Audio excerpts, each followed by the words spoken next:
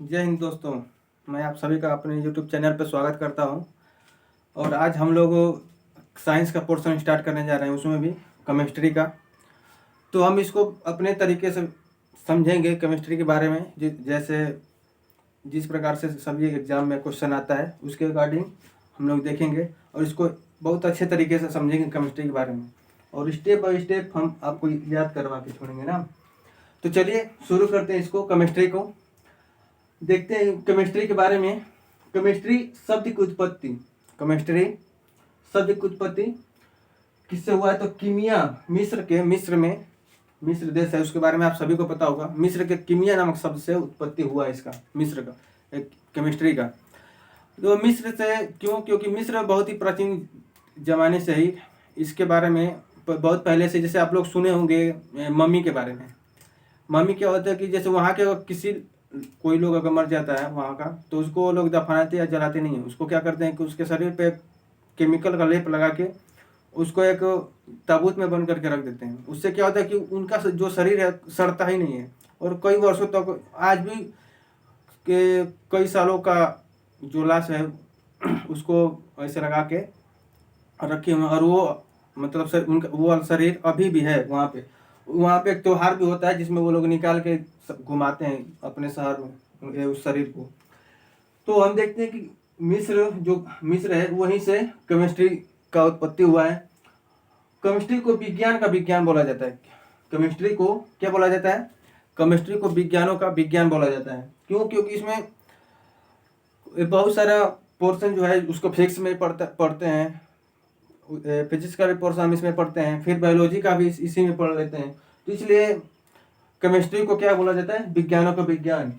और एक इम्पॉर्टेंट बात की, विज्ञान का पितामह किसे बोला जाता है? विज्ञान का पितामह किसे बोला जाता है? हम लोग यहाँ पे लिख लेते हैं। तो लेवोजियर, लेवोजियर को क्या बोला जाता है? लेवोसियर लिख देते हैं, लेवोसियर। लेवोसियर को क्या बोला जाता है? लेवासियर कहेंगे, ऐसे लेवासियर, लेवोसियर, लेवोजियर, ऐसे ऐसे नाम लिखा जाता है, मतलब ऐसे ही है। तो लेवोसियर को क्या बोला जाता है? विज्ञान का पिता। हर सब्जेक्ट का अलग अलग पितामह है, उसी तरह केमिस्ट्री का भी पितामह किसे बोला जाता है? यानी पप्पा केमिस्ट्री का पितामह किसे बोला जाता है? तो किसको बोला जाता है? लेवोसियर को। अब देखते हैं कि केमिस्ट्री की उत्पत्ति मिस्र के कीमिया नाम शब्द से हुई, और इसे विज्ञानों का विज्ञान कहा जाता है। अब इसमें हम पढ़ते हैं पदार्थ, मेन रूप से हम केमिस्ट्री में किसको पढ़ेंगे? पदार्थ को। अब पदार्थ क्या होता है? पदार्थ वो हम उसे बोलेंगे जो कुछ न कुछ स्थान घेरता हो। क्या करता हो? जैसे आप लोग कहीं पे बैठ गए, आप लोग भी स्थान ग्रहण करते हैं कि नहीं करते हैं?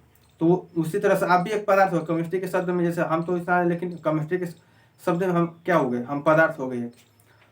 तो जैसे पानी भी हो गया, सब कुछ भी होगा, आपका मोबाइल फोन, टेबल, घर, जो भी चीज़ आप लोग देख रहे हैं सब का सब क्या है? यहाँ तक कि हवा भी क्या है? हवा भी एक प्रकार का पदार्थ है। क्योंकि जैसे हम गुब्बारा भरते तो गुब्बारा बड़ा हो जाता है कि नहीं हो जाता? अगर वो स्थान नहीं घेरते तो हमारा गुब्बारा फूलता ही नहीं।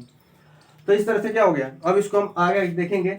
यानी जो भी चीज़ कुछ ना कुछ अगर स्थान घेर रही हो तो वो उसको हम क्या बोलेंगे? पदार्थ बोलेंगे। अब हम अपने सुविधा अनुसार इसको दो भागों में बांटते हैं। पदार्थ को कितने भागों में हम बांटते हैं? तो दो भागों में। पहला भौतिक आधार पे और दूसरा रासायनिक आधार पे। अब इसका क्या, भौतिक आधार पे और रासायनिक आधार का मतलब क्या हुआ? इसको सिंपल ये बोलेंगे कि जो मिल जाए, क्या?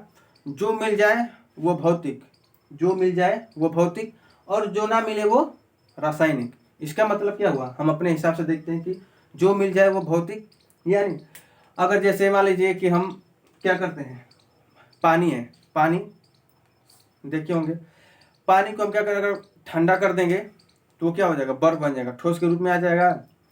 और फिर उसी को अगर हम गर्म कर देते हैं, उसी को हम क्या करते हैं? गर्म कर देते हैं, तो वो क्या हो जाएगा? अपना फिर पानी के रूप में आ जाएगा। और अगर उसको हम क्या करें? बहुत ज़्यादा गर्म कर दें पानी को, तो क्या गैस के रूप में भाप बन के उड़ जाएगा। लेकिन अगर उसी भाप को ऊपर, जैसे नीचे से गर्म करें, ऊपर किसी चीज़ को लगा के भाप को इकट्ठा कर लें, तो फिर भाप क्या हो जाएगा? पानी बन जाएगा। यानी पानी से क्या हुआ? भाप बना, फिर भाप से भी पानी बन गया। और जब इसको ठंडा किए तो बर्फ बन गया, फिर उसको गर्म किया तो फिर भी पानी मिल गया। यानी क्या हो रहा है? दूसरे रूप में परिवर्तित भी हो रहा है, फिर उसी रूप में आ भी जा रहा है, तो इसको क्या बोलेंगे, भौतिक आधार पे, यानी भौतिक पदार्थ उसको बोलेंगे। और रासायनिक क्या होगा, रासायनिक जो ना मिले वो रासायनिक। इसका मतलब क्या हुआ, जैसे मान लीजिए हम कुछ लोग खाते हैं, हम कुछ खाते हैं तो उसी रूप में, जैसे रोटी चावल दाल सब्जी कुछ भी खा लेते हैं, तो फिर हम उसको चाहेंगे कि फिर रोटी सब्जी चावल निकल जाए, तो ऐसा संभव नहीं ना है। उसके जब दूसरे रूप में रूपांतरित हो गया तो वो हमें फिर नहीं मिलेगा। तो इस तरह से हम जो मिल जाए, इसका आगे उदाहरण देखेंगे। इस पे भी बहुत सारा क्वेश्चन आता है कि कौन सा भौतिक आधार पे बटा हुआ है, तो उसके बारे में हम आगे देखेंगे। अब भौतिक आधार पे हम क्या देखते हैं, ठोस, द्रव और गैस। तो जैसे उदाहरण लें कि ठोस, ठोस का मतलब, ठोस हम किसे बोलेंगे, जिसके अणु क्या हो, एकदम कस के पकड़े हुए अपने आप को, अगर आप उसको मारेंगे तो छोड़ेंगे नहीं कि, यानी ठोस वो भी चीज, जैसे ईंट पत्थर ले लिए, मारेंगे एक लात, उसको लात से जाके मारेंगे तो आपको खुद चोट लग जाएगी।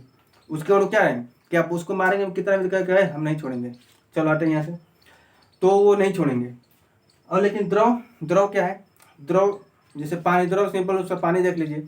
अगर पानी को आप क्या करेंगे, पानी को अगर मारेंगे तो उसके द्रव हटेंगे, लेकिन क्या होंगे, फिर आ जाएंगे, चाहे मतलब इतने जैसे उसने आसानी से छोड़ेंगे नहीं है, एक दूसरे को पकड़े रहेंगे, हटेंगे ठीक है, लेकिन फिर पकड़े रहेंगे। जैसे मान लो गिलास में पानी लेके अगर गिराएंगे तो एक ही बार तो गिरेगा नहीं, पूरा का पूरा एक ही बार में नहीं गिरेगा। तो उसके मतलब क्या हो, ठोस की अपेक्षा इसके द्रव क्या होता है, थोड़ा ढील होते हैं, लेकिन जो ठोस हो गए, ठोस एक दूसरे को एकदम कस के पकड़े रहते हैं, वो नहीं छोड़ते।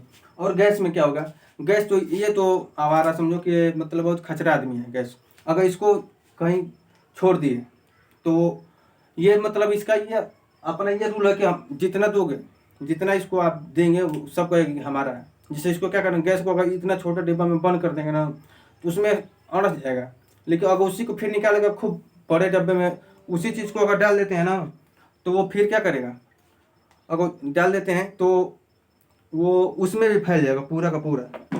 ये नहीं कहेगा कि हम उसमें इतना में रहे थे और उसको फिर बड़े में डालेंगे तो उसमें भी क्या हो जाएगा, पूरा का पूरा फैल जाएगा।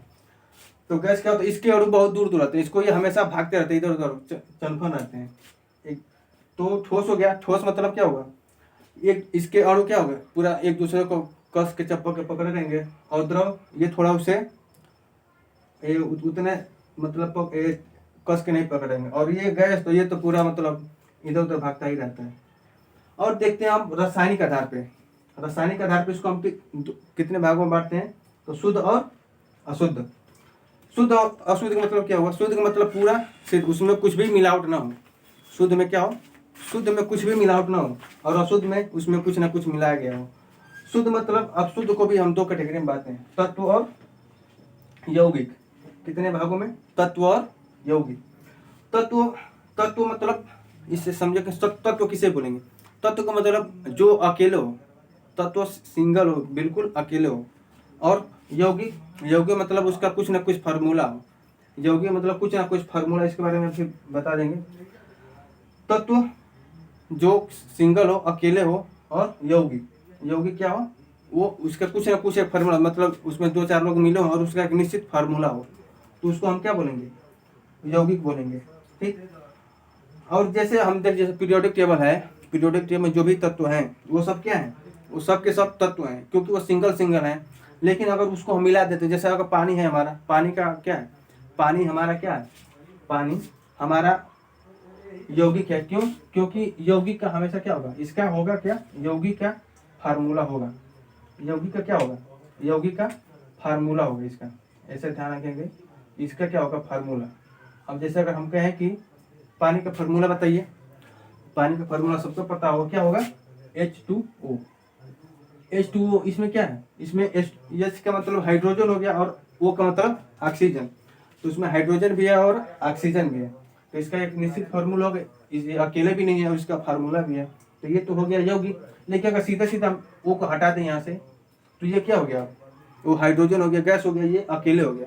यानी अगर हम पीरियोडिक टेबल का अगर सबको देख लें, सभी तत्व क्या है उसमें, सभी जो सिंगल सिंगल है वो सब, उसको तत्व ये बोलते हैं। और यौगिक जिसका एक सिंपल फार्मूला हो। और इस, अब जैसे अगर तत्व हमें आते हैं कि धातु, अधातु, उपधातु और अधातु।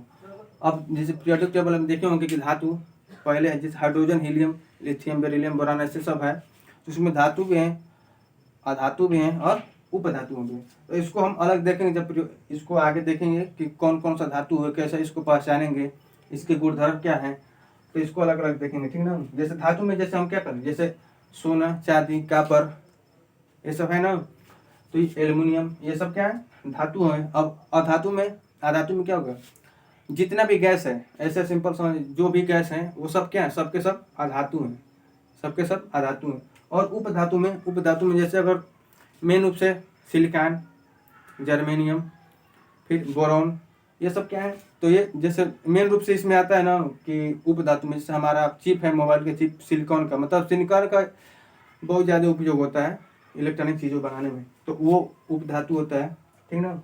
और अधातु बताते हैं जो भी गैस है सभी के सभी क्या है, हमारा अधातु है। और आते हैं यौगिक। यौगिक बता दिए कि इसका तो होता है फार्मूला, ये तो हो गया कि फार्मूला होता है इसका, यौगिक का। और इसको भी हम दो भागों में बांटते हैं, कार्बनिक और अकार्बनिक।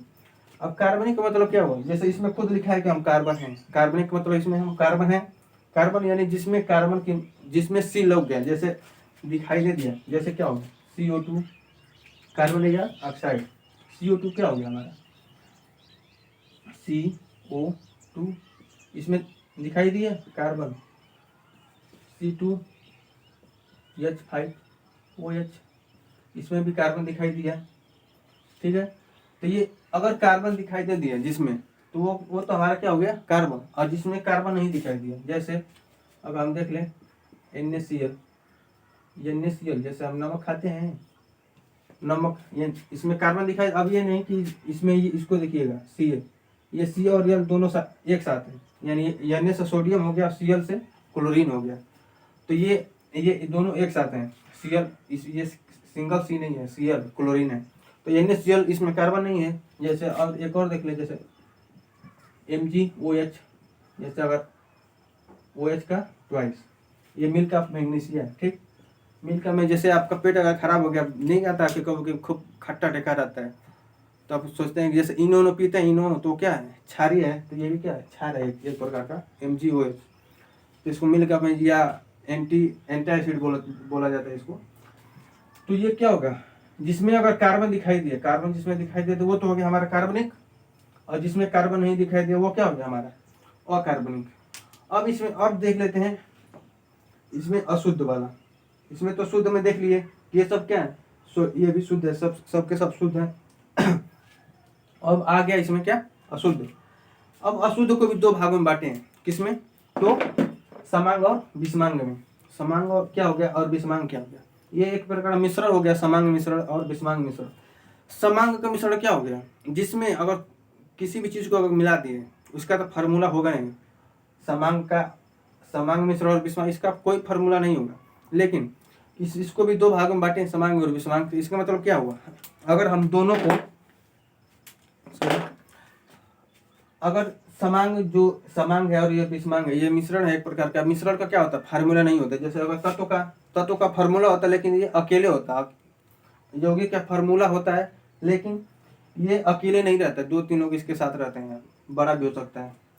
और ये अशुद्ध में आ गया, तो ये मिश्रण है एक प्रकार का, तो इसका कोई फार्मूला नहीं होगा, इसका कोई फार्मूला नहीं होगा। जैसे अगर समांग मिश्रण बोले, समांग मिश्रण में इसके कोई भी चीज़ जैसा मिला दी, जैसे मान लीजिए चीनी है और पानी है। जैसे शरबत बनाते हैं तो पानी अलग है, चीनी अलग है। अब चीनी में पानी में चीनी डाल दिए, तो अब उसका तो कोई फार्मूला नहीं बनेगा भाई, चीनी का अलग फार्मूला है और पानी का अलग फार्मूला। लेकिन अगर दोनों को मिला दिए तो उसका फार्मूला कैसे निकलेगा, कितना उसमें चीनी गया, कितना उसमें पानी है, तो उसका फार्मूला नहीं निकलेगा। और उसको खूब फेंट दिए, खूब फेंट दिए उसको, आप अच्छा सा उसका सीधा बना दिए, तो उसको दिखाई देगा कि चीनी कहाँ है, पानी कहाँ है, वो नहीं दिखाई देगा। तो अगर जो मिल गया एक दूसरे में पूरा अच्छे से मिल गया, तो वो तो हो गया समांग मिश्रण। जैसे पानी में क्या कर दिए, नमक डाल दिए, नमक डाल के उसको खूब मिला दिए, तो वो क्या हो गया, समांग मिश्रण हो गया, क्योंकि नमक के बाद में घुल जाता है, उसमें तो दिखाई नहीं देता है।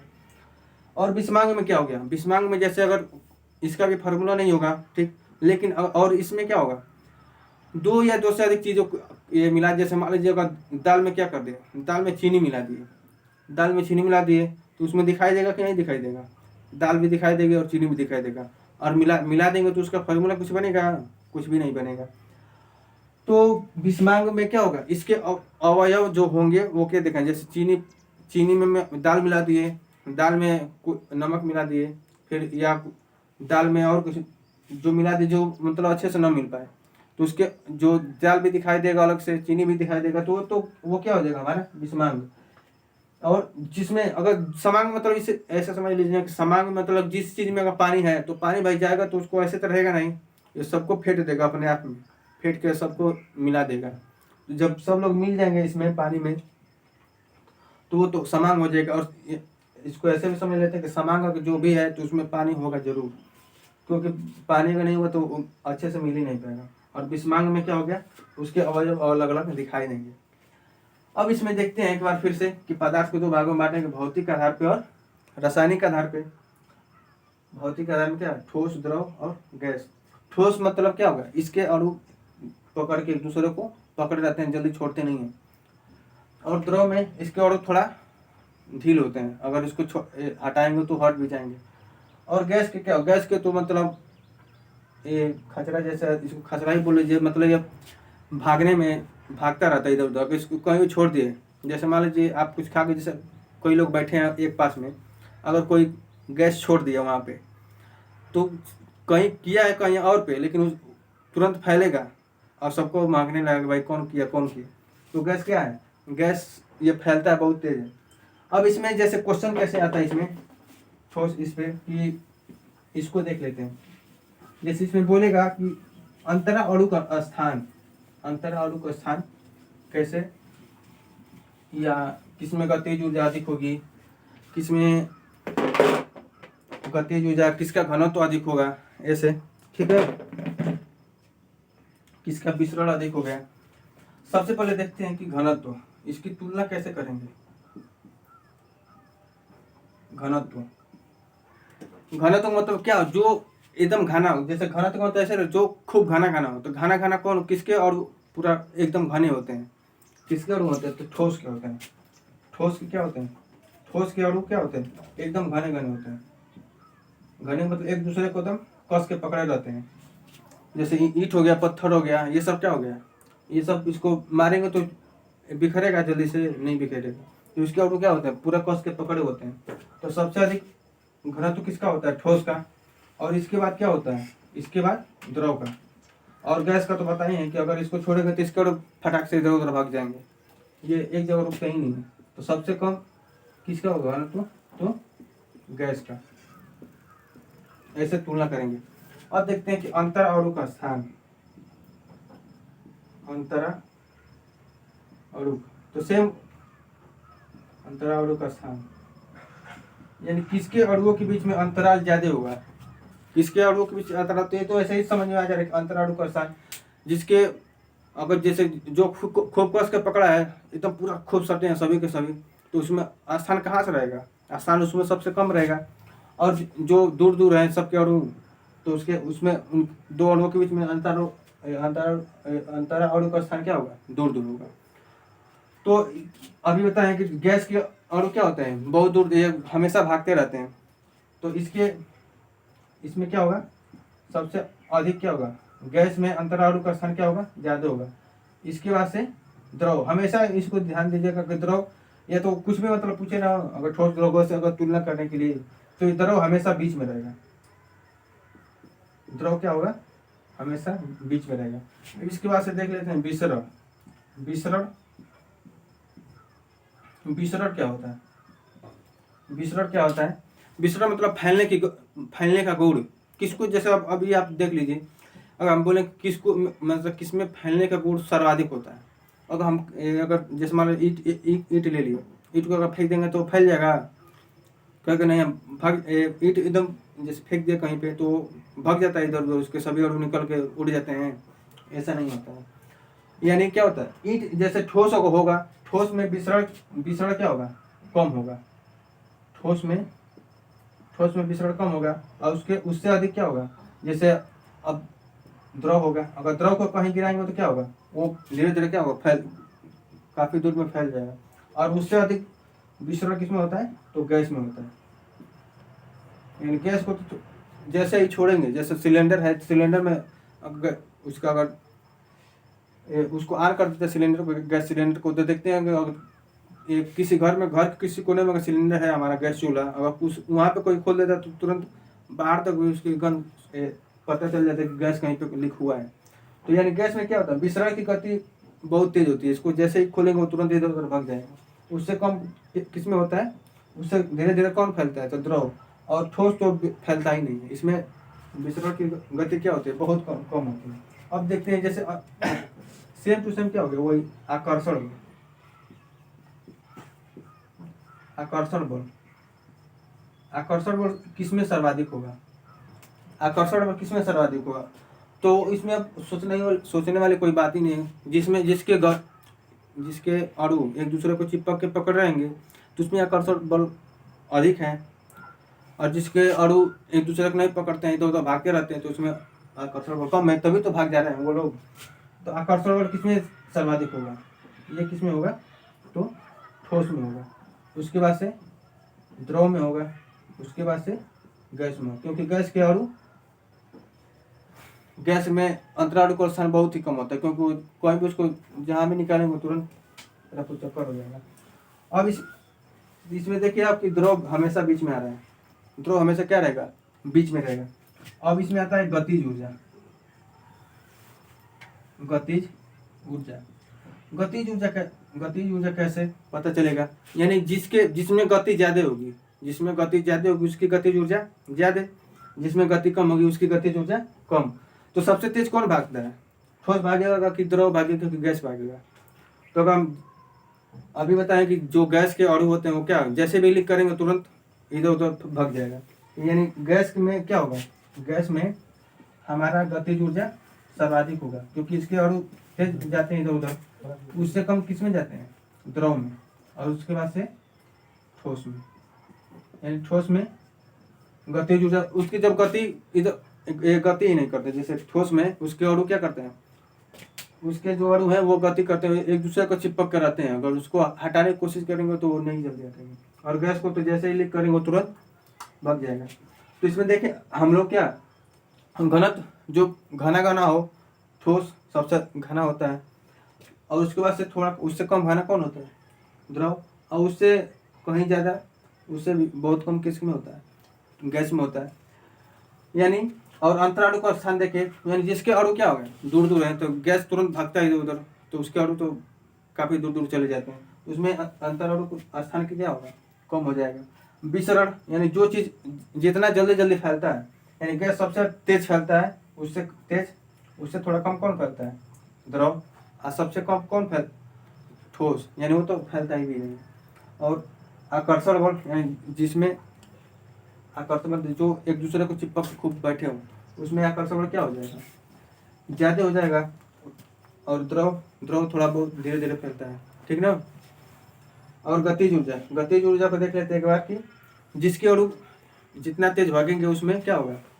गतिज ऊर्जा ज़्यादा, उससे थोड़ा कम द्रव में, उससे कम किसमें?